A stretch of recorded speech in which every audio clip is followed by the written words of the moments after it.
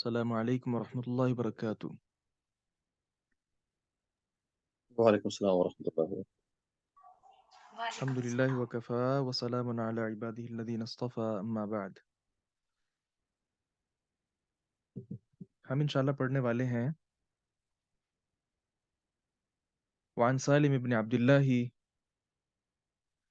عن ابیہ عن النبی صلی اللہ علیہ وسلم قال۔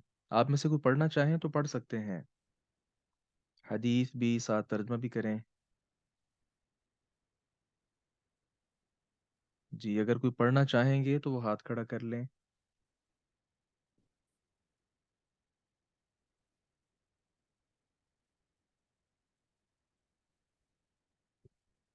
اتنی زیادہ احادیث آپ نے پڑھ لی ہیں، کوشش کیا کریں۔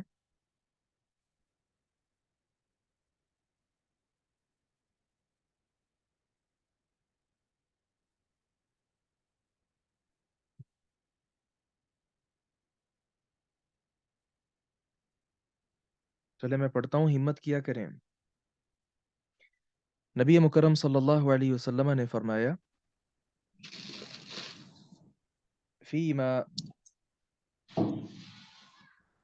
سقط السماء والعيون أو كان عثريا العشر، وفيما سقي بالنضح نصف العشر، رواه البخاری۔ فیما ان میں جو سقط پلائے، سیراب کرے، سیراب کرے، السماء آسمان، والعیون اور چشمے، او کانا یا وہ ہو عثریا نمی والی، رطوبت والی، اس میں سے زکوٰۃ کیا نکالی جائے گی؟ العشر 10واں حصہ نکالا جائے گا۔ یہ ہم جو باب پڑھ رہے ہیں وہ ہے عشر کے مسائل۔ عشر جو نکالا جاتا ہے نا کھیت وغیرہ سے، اس کے متعلق ابھی ہم نے حدیث مبارکہ پڑھی ہے کہ وہ کھیت جس پر مالک کو، کاشتکار کو بہت زیادہ محنت کرنا نہیں پڑی، بلکہ کھیت کو پانی چاہیے تھا تو وہ آسمان کے ذریعے آ گیا، چشموں کے ذریعے آ گیا، یا وہ زمین ویسے خود ہی نمی والی تھی۔ آپ جانتے ہیں کہ پانی زمین کے نیچے ہوتا ہے، اور بسا اوقات زمین کے نیچے بہت قریب ہی پانی ہوتا ہے، تو زمین اس کی وجہ سے نمی والی ہوتی ہے۔ تو اصل مقصود زمین تک پانی پہنچنا ہے، تو وہ پانی کسی طرح بھی پہنچ گیا، یعنی اس پہ مالک کا کوئی بھی خرچ نہیں ہوا اور اس کی کوئی خاص اس پر محنت نہیں لگی۔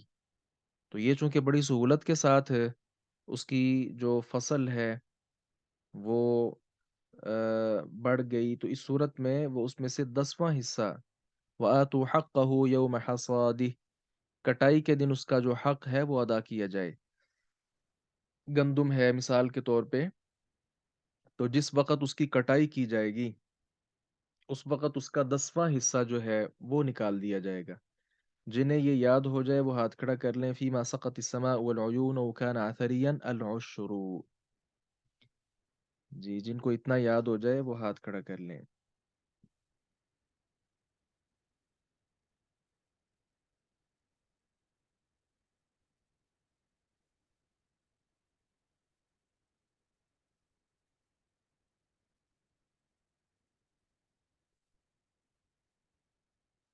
آسمان جو سیراب کرتا ہے اس میں بارش ہے،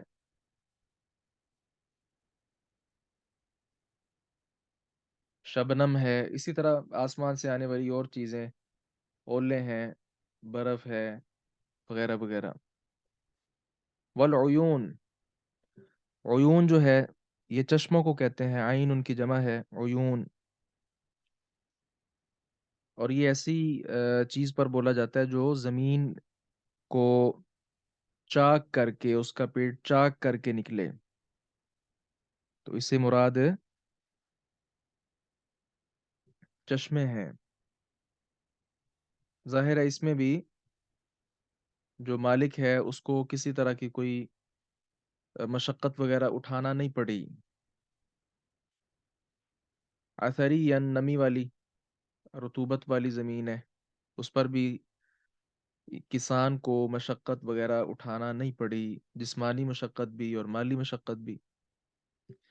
और इन चश्मों में, चश्मों का आगे पानी होता है, नहरी पानी। अब नहरी पानी अगर खुद ब खुद आ रहा है, फसल को, खेत को आकर लग रहा है, तो इस सूरत पे भी उसमें से 10वां हिस्सा ही अदा किया जाएगा।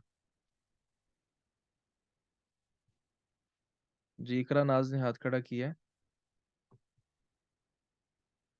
पढ़ें।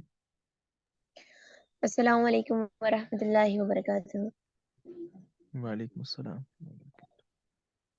अन नबी सल्लल्लाहु अलैहि वसल्लम क़ाल फीमा सक़तिस समाउ वल उयूनु औ काना अशरियन अल उयून। सा है अथरियन, अथरियन।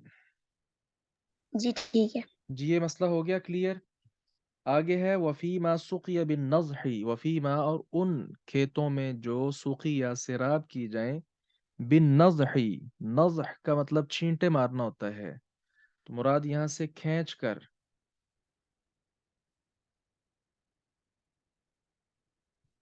पानी वगैरह खींच कर सिराब किया गया। मिसाल के तौर पे इसमें ट्यूबवेल है जो कसरत के साथ, अब जाहिर है इस पर वक़्त भी लगता है और रुपया पैसा भी लगता है और इसमें मशक्क़त भी है, या मौजूदा दौर में आबियाना देकर सिराब किया जाता है अपनी फसलों को, यानी कोई खाला वगैरह कोई इस तरह की चीज़ और उस पर पैसा दिया जाता है।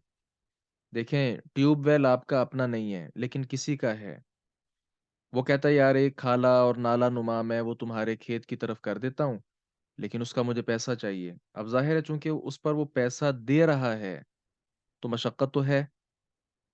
इसमें फिर शरीयत क्या कहती है कि निस्फुल उश्री, आधा उशर अदा करना पड़ेगा। आधा उशर क्या होता है? 20वां हिस्सा।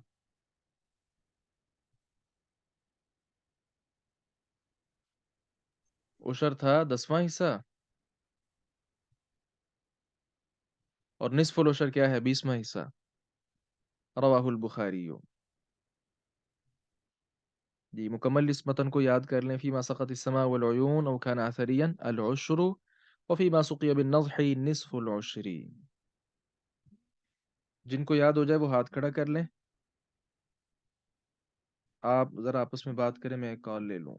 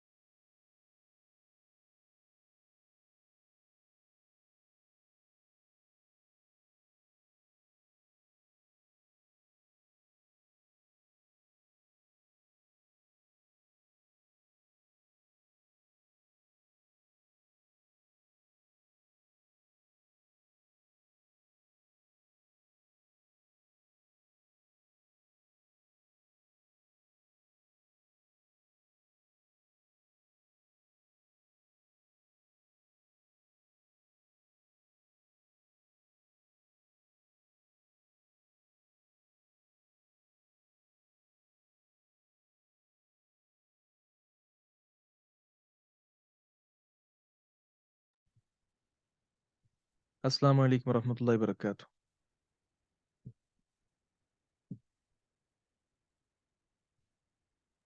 जी, वालेकुम हम सलाम बात कर रहे थे वरहमतुल्लाहि कि वबरकातुह। आप लगता है खामोश ही रहे हैं, कोई आपने बात नहीं की। लगता है सारे सारे इधर वो शहरी लोग हैं, देहाती कोई भी नहीं है। आप में से जो देहात में रहने वाले हैं वो ज़रा हाथ खड़ा करें। हम रहने वाले अबरार रहने वाले हैं और इकरा नाज है। आपने तो फैसलाबाद का लिखा हुआ है साथ और फिर गांव और कोई। अस्सलाम वालेकुम रहमतुल्लाहि वबरकातुहू। वो उस्ताद जी मैं एक दूसरा कोर्स कर रही हूँ ना, उधर उन्होंने कहा कि साथ में अपना नाम लिखे, साथ में ना अपने शहर का नाम जो मेन है वो लिखे, तो इसलिए। अच्छा अच्छा, ठीक है। लें जी, आपको तो फिर ये अच्छे से याद करनी चाहिए क्योंकि वहाँ लोगों को इस हवाले से आपकी ज़िम्मेदारी है कि आप उन तक ये दीनी अहकाम मुंतकिल करें। दूसरी अबू दाऊद की जो रिवायत है ना उसमें है औकाना बालन। यहाँ हमने आथरियन पढ़ा था। आथरियन की जगह अबू दाऊद में बालन का लफ्ज़ है, तो इस ये भी तर के माना में है। यानी आथरियन और बालन का माना एक ही है, अल्फाज मुख्तलिफ हैं। उसमें क्या है, अल उशरू 10वां हिस्सा, वफीमा सुकिया बिस्सवानी। सवानी जो है ना ये सानियत उनकी जमा है, इससे मुराद जानवर है। जानवरों के जरिए, अविन नज़्ह या खींचने के जरिए, अगर सैराब किया जाए जमीन को जानवरों के जरिए। आप जानते हैं इसको कि वो कुएं के इर्द गिर्द जानवर वगैरह जोतते हैं उनको। उस दिन भी हमने बताया था, वो चक्कर काटते रहते हैं और उसके साथ पानी जमीन से निकलता रहता है। तो वो पानी फिर जमीन को पिलाया जाता है, यानी उसको सैराब किया जाता है। अविन नज़्ह या खींच का, जिस तरह मैंने ट्यूबवेल वगैरह का जिक्र किया है, उसमें क्या है, निस्फुल औशर 20वां हिस्सा है। अच्छा, इसमें मुझे ये बताएं, एक आदमी है उसकी फसल है, तो अब आज मिसाल के तौर पे उसने काश्त की है। अब वो खर्चा मर्चा निकाल कर कैसे उशर अदा करेगा, आप क्या उसको फतवा देंगे?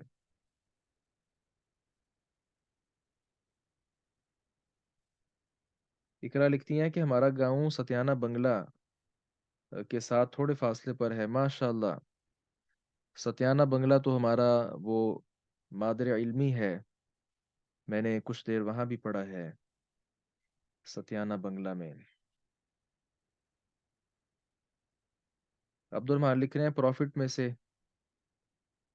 सही तरह बताएं ना, आपके पास एक आदमी आता है और आकर कहता है कि देखो भाई आज मैंने फसल अपनी काश्त करनी है, तो आप माशाल्लाह दीन पढ़ते हैं, तिबियान वालों के साथ आप दरस नदामी कर रहे हैं, हदीस कोर्स कर रहे हैं, तो मुझे बताएं कि कैसे उशर अदा करूं मैं, तो क्या कहेंगे उसको आप?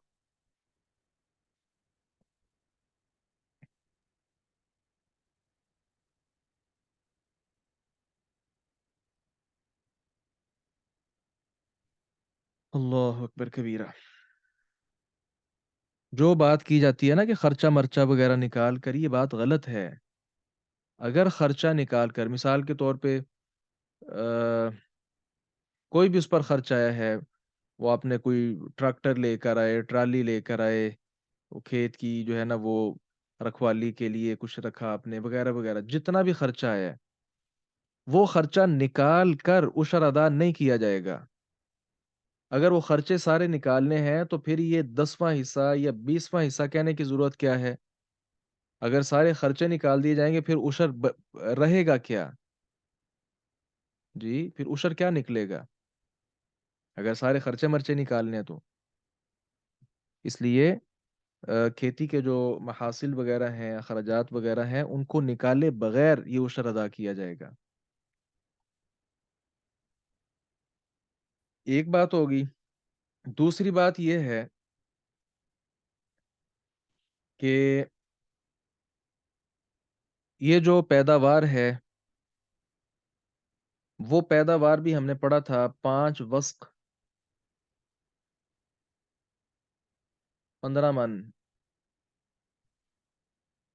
15 मन या इससे ज्यादा हो, फिर उसमें से हम जक़ात निकालेंगे, उशर या निस्फ उशर जो भी है। अगर 5 वस्क से कम है वो गल्ला, उसमें से जक़ात नहीं है। جی واضح ہے. ہم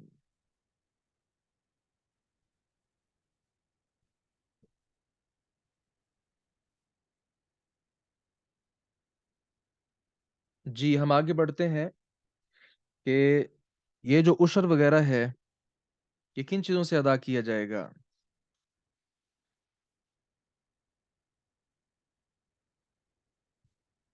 سبزی وغیرہ جو ہے اس میں عشر نہیں ہے.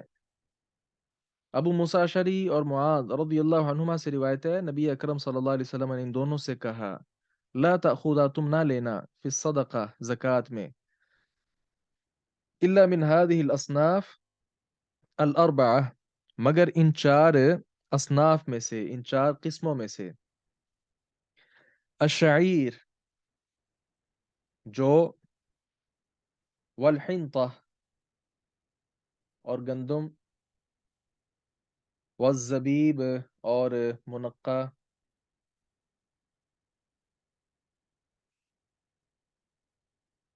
کشمش وغیرہ، والتمر، اور کھجور. یعنی ان کو کہا یہ گیا کہ یہ صرف چار اصناف میں آپ نے کیا لینا ہے، صدقہ مطلب زکوٰۃ وغیرہ وصول کرنی ہے. تو بقیہ جو سبزی وغیرہ ہے اس میں کوئی زکوٰۃ نہیں ہے.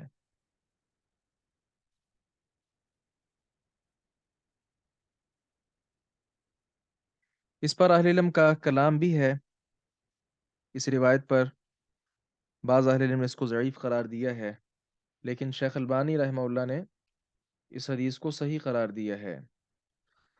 معلوم یہ ہوا جو ہم نے پہلے روایت پڑھی نا فیما سقیہ والی، اس سے یہ معلوم ہوا کہ جو بھی آپ کاشت کر رہے ہیں، جو بھی چیز ہے وہ، جو بھی چیز آپ کاشت کر رہے ہیں تو اس میں آپ کو زکوٰۃ ادا کرنا ہی پڑے گی. لیکن یہاں پہ یہ کہہ دیا گیا کہ صرف چار اصناف ہیں، مطلب کہ جو سبزی وغیرہ ہے اس پر زکوٰۃ وغیرہ نہیں. اس کے ساتھ ہم یہ حدیث پڑھتے ہیں، ولدار قطنی عن معاذ قال، انہوں نے کہا فَأَمَّا الْقِثَّاء، رہے القثاء کھیرے، والبطیخ اور تربوز، والرمان اور انار، والقصب اور گنے، فقد عفا عنہ، پس تحقیق معاف کر دیا ہے، عنہ اس سے، رسول اللہ صلی اللہ علیہ وسلم، رسول اللہ صلی اللہ علیہ وسلم نے، آپ صلی اللہ علیہ وسلم نے اس سے درگزر کیا ہے. مطلب کہ یہ چیزیں زکوٰۃ میں نہیں آئیں گی. تو ظاہر ہے کھیرے، تربوز، انار، گنے، سبزی وغیرہ یہ ساری چیزیں اس میں سبزی کے لیے الگ سے بھی روایت ہے، لیس فی الخضروات زکاتن، یہ صدقتن. خضروات جو سبزی وغیرہ اس میں ساری چیزیں، کھیرے وغیرہ بھی آ جاتے ہیں، اس میں زکوٰۃ وغیرہ نہیں ہے.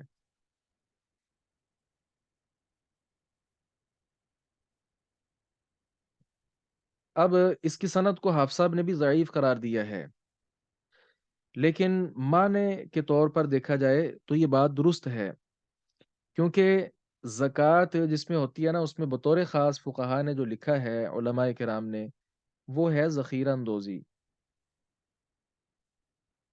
وہ چیزیں جو ذخیرہ ہو سکتی ہیں، یہ وہ چیزیں ہیں جو ذخیرہ نہیں ہو سکتی، تو زکوٰۃ ان میں ہونی چاہیے جو ذخیرہ ہوتی ہیں. یہ تو آپ نے لیں اور فوری طور پر آپ نے خود استعمال کی، لوگوں کو کھلا پلا دیں اور بیچ دیں، بس ذخیرہ نہیں ہو سکتی ہیں.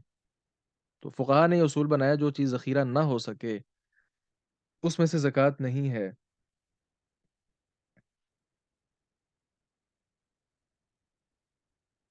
روبینہ لکھتی ہیں کہ میرا سوال ہے. جی بولیں. السلام علیکم سر.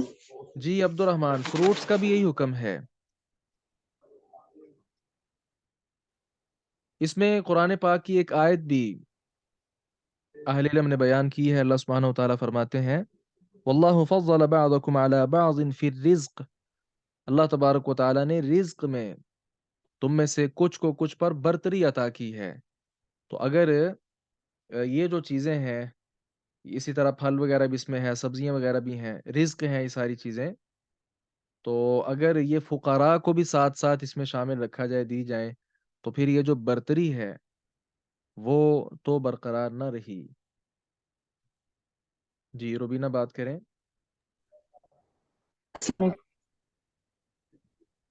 سر آپ کو میری آواز آ رہی؟ جی آ رہی ہے. اچھا سر، میرا یہ سوال تھا، جیسے فار ایگزامپل کوئی انسان اپنی زمینیں ہیں وہ ٹھیکے پہ دے دیتے ہیں یا حصے پہ دے دیتے ہیں، تو پھر زکوٰۃ کس کو نکالنی ہوتی ہے؟ زکوٰۃ اس کو نکالنی ہے جس نے وہاں پہ اپنی فصل وغیرہ جو ہے وہ کر رہا ہے کاشت، اسی کا حق ہے کہ وہ زکوٰۃ نکالے، کیونکہ ساری فصل اس کی ہے نا، آپ نے تو اسے رینٹ لینا ہے. جی، ہوں اگر حصے پہ دی ہوئی ہے زمین، یعنی کہ جب بھی کوئی بھی فصل ہوتی ہے تو وہ ڈویژن ہوتی ہے. ڈیوائڈ ہو جاتی ہے. کچھ جی، آواز بھی آپ کی کٹ کے آ رہی ہے. یعنی کہ فصل جتنی بھی ہوئی. سوری سر، یا میں آفس ہوں، یہاں پہ نیٹ بہت سلو آ رہا ہے. یعنی دو لوگ ہیں، ایک کی زمین ہے اور اس نے پیسہ وغیرہ بھی اس پہ خرچ کیا ہوا ہے، اور دوسرا کسان وغیرہ رکھا جیسے ہوا ہے، جیسے محنت مزدوری ہماری اس کی زمین ہے ہے. اور ہم نے کسی کو دی ہوئی ہے نہیں کس لیے دی ہوئی ہیں؟ حصے پہ.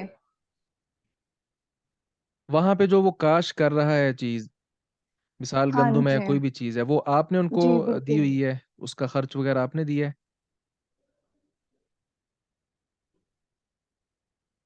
خرچ وغیرہ کچھ بھی نہیں دیا ہوا، سارا کچھ کچھ بھی وہی نہیں. کرتا ہے. بس ہاں یہ ہے اس کہ صورت میں جب کٹائی آپ نے ہوتی اس ہے تو سے، وہ سارا کچھ کر کے، یعنی کہ جتنے بھی خرچے ہیں وہ نکال کے ڈویژن کر دیتا ہے جو بھی نہیں یہ پیداوار نہیں، ہوتی اس ہے. میں صورت یہ ہے کہ جس طرح رینٹ پہ مکان لیا جاتا ہے، دکان لی جاتی ہے، یہ تو اس طرح کی ہے نا صورت.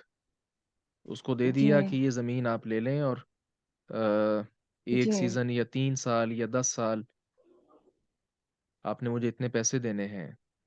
اب مکان ہے، جی. مکان میں نے آپ سے لیا ہوں. 50,000 میں ماہانہ اس کا رینٹ ہے. اب میں اس مکان میں رہوں نہ رہوں، جی مجھے وہ آپ کو پیسے جی ادا سر. کرنے ہیں. اسی طرح یہ صورت ہے، زمین اس کو دی، وہ اپنی جی وہاں بالکل. پہ فصل کاشت کرے نہ کرے، اسے ہمیں پیسے دینے ہیں، اور ہمارا اس کی فصل سے کوئی حصہ نہیں ہے. جی اس طرح ہے اس کی صورت جو میرے جی. ذہن میں. دو احادیث ہم انشاءاللہ مزید پڑھیں گے. اچھا زکوٰۃ سے پہلے جو ہے نا، جی سر. اگر اپنا مال جو ہے وہ پکنے سے پہلے زکوٰۃ لینے والا اندازہ لگا کر زکوٰۃ وصول کر سکتا ہے. اس کی اجازت بھی ہے، اس کے کئی فوائد ہیں. سہل ابن ابی حتمہ بیان فرماتے ہیں رضی اللہ عنہما، امرنا رسول اللہ صلی اللہ علیہ وسلم، رسول اللہ صلی اللہ علیہ وسلم نے ہمیں حکم دیا، اذا خرجتم، جب تم اندازہ لگاؤ، فخذوا، تو تم لو، ودعوا الثلث، اور 1/3 حصہ چھوڑ دو. 1/3 آپ جانتے ہیں،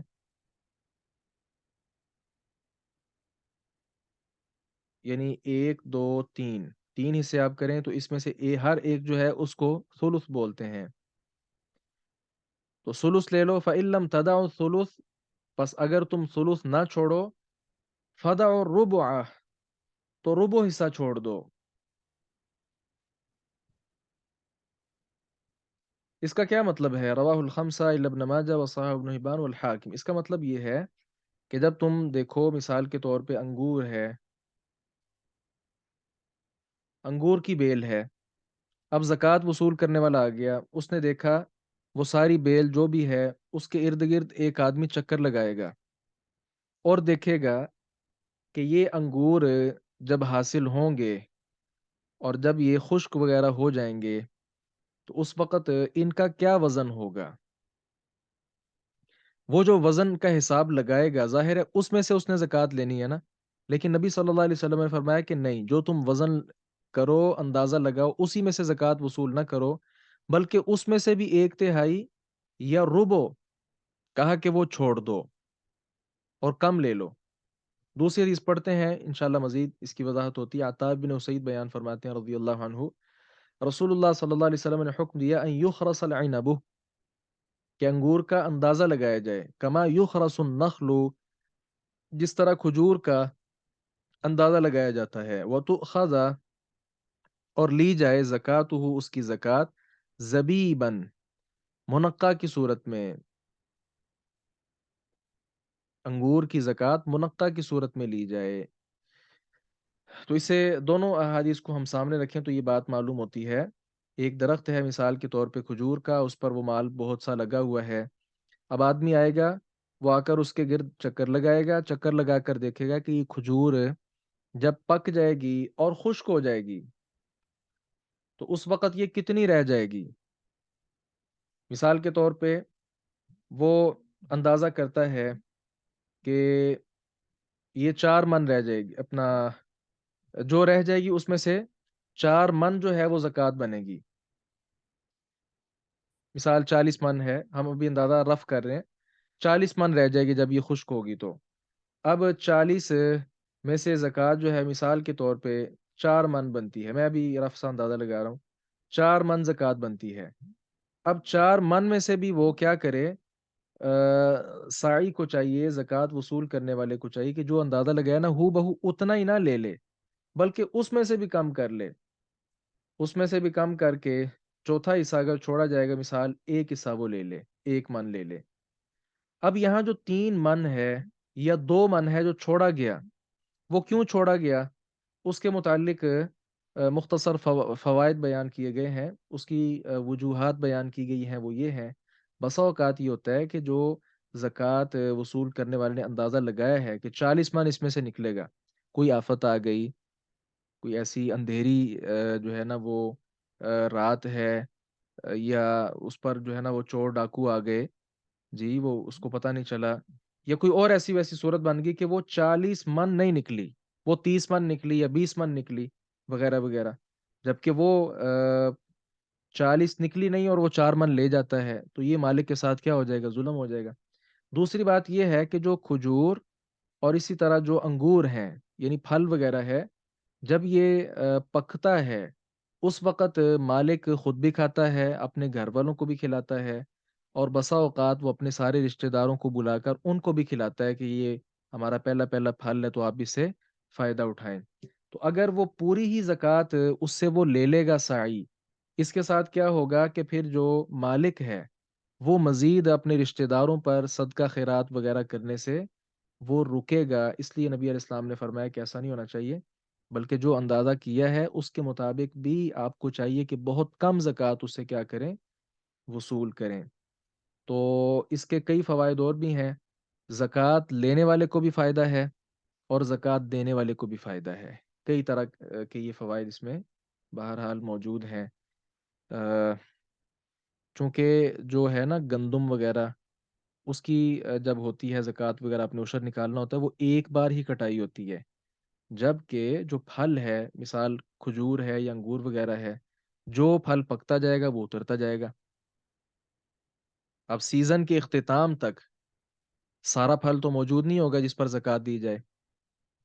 پھر آخری بات یہاں آپ صلی اللہ علیہ وسلم نے جو فرمایا کہ وہ منقع کی صورت میں زکوٰۃ لی جائے گی، دیکھیں اگر وہ انگوروں کی صورت میں زکوٰۃ لی جائے تو انگور جب خشک ہوں گے، کشمش منقع وغیرہ بنے گا، اس وقت بہت کم رہ جائیں گے۔ جی اس میں سے کوئی آپ نے بات پوچھنی ہو پوچھ سکتے ہیں، یہ 4 احادیث آج ہم نے پڑھی ہیں، یہ آپ سب کو یاد ہونی چاہیے۔ اور السلام علیکم ورحمۃ اللہ وبرکاتہ۔ وعلیکم السلام۔ سر یہ مناقع ہمیں سمجھائیں کیونکہ ہم کشمیر سے ہیں۔ منقع کشمش ہی آپ سمجھیں، سوگی بولتے ہیں اس کو۔ مناقع کی تعریف سر۔ منقع کی تعریف، اب میں لغت کا استاذ تو نہیں ہوں، یہی جو آپ کا انگور ہے نا، انگور یہ جب خشک ہو جاتا ہے وہ منقع بن جاتا ہے۔ کشمش جانتے ہیں، کشمش منقع ایک ہی چیز ہے۔ جی کشمش ہم جانتے ہیں سر۔ ہاں، کشمش میں دانا نہیں ہوتا، جی جبکہ جی نہیں منقع میں دانا ہوتا ہے۔ کھایا کریں، امام شافعی رحمہ اللہ بہت زیادہ منقع کھاتے تھے، یہ گرم ہوتا ہے اور صحت کے لیے مفید ہے۔ جی جی سر، یہ یاد کرنے یہ 3 حدیث مبارک جی 4 احادیث ہم نے پڑھی ہیں، ان کو یاد میں کرنا ہے۔ سر میں اصل میں آپ کی آگے وہ انشاءاللہ مسیج ہم سونے کے پڑھ رہا زیورات وغیرہ اس کے متعلقہ ہم احادیث انشاءاللہ پڑھیں گے۔ چلیں میرے خیال میں کلیئر ہے۔ سبحانک اللہم و بحمدک، اشہد ان لا الہ الا انت، استغفرک و اتوب الیک۔ السلام علیکم ورحمۃ اللہ وبرکاتہ۔ وعلیکم السلام۔